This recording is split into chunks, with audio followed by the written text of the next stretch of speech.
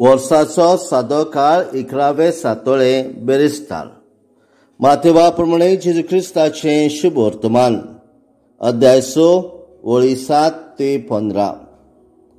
एकदा जेजून आपल्या शिष्यांक म्हटलें, तुमी प्रार्थना करतात तेन्ना विदिशा परी उतरांचो बडबड करूं नाकात। उतरांची चड बडबडणी करून आपले मागणे आयकूंक येतले अशें तांकां दिसता। तुमी तांचे सारकी जावं नाकात, कारण तुमकां कितें गरज तें तुमी मागचे आदींच तुमचो सर्गीचो बाप तर जाणा।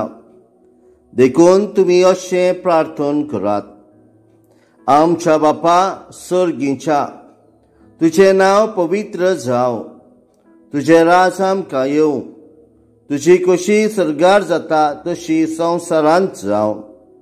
आमचो दिसपाठो गिरास आमकां दी, आनी आमी आमचेर चुकलेल्यांक बक्षितांव तशेंच आमची पातकां भोगोस।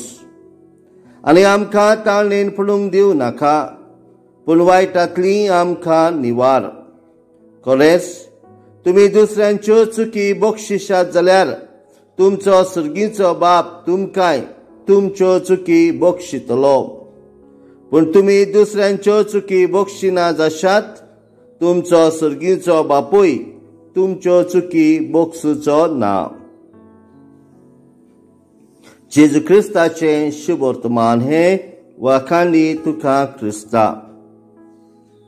प्रितीच्या भावा भयणांनो, आयच्या शुभ वर्तमानान जेजू म्हणटा, तुमी प्रार्थना करतात तेन्ना विदिशा परी उतरांचो बडबड करूं नाकात।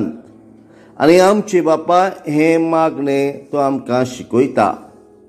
ह्या जेजून शिकयलेल्या प्रार्थनान आमी आमच्या सर्गीच्या बापाक आमच्या बापा असो उलो मारता। सर्गीच्या देवाक आमच्या बापा असो उलो मारता म्हटल्यार आमी सगळीं जाता ताची भाव भयण, ताची भुरगीं, आनी आमी सगळीं एकामेकाची भाव ख्रिस्ताचें शुभ वर्तमान। आनी आमी म्हणटा अध्याय 12 तुजें राज आमकां येवं। जेन्ना जेन्ना हे मागणे आमी करता देवाचें राज स्थापूंक प्रयत्न करूंक आमी गरजेचें। तशेंच आमी म्हणटा आमचेर चुकलेल्यांक बक्षिता तशेंच आमची पातकां भोगोस। म्हणटोच जेजून देवाची पातकां बक्षितलो जेन्ना आमी पयलीं आदल्यांक बक्षिता। आयच्या दिसा इस्रायेलान देवा लागीं आमी देवाची भुरगीं कशीं जिवंक, आमी एकामेकाची भाव भयणां कशीं जिवंक आनी काळजान एकामेकाक बक्षूंक, जेणे करून